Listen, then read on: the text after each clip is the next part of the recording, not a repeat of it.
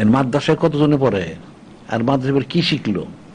আসল তো তার আকীদা শুদ্ধ করে, ইমানটা শুদ্ধ করা। এটা তো ইচ্ছে করলে মসজিদ করে মক্তবে তালিম দিলে এটা হয়।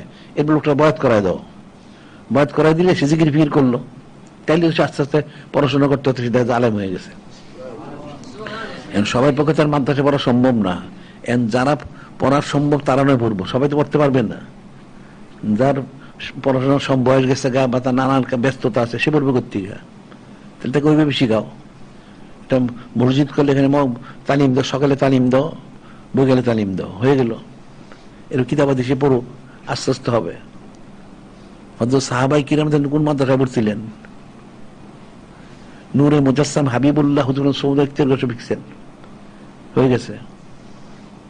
এখন তো আসলে যে মাদ্রাসায় পড়া আসলে সুবোধ তো নাই।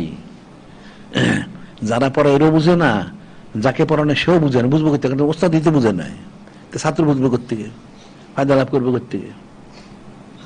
আর সুবোধ মোতাসেরা, সুবোধ একটা তাসির আছে।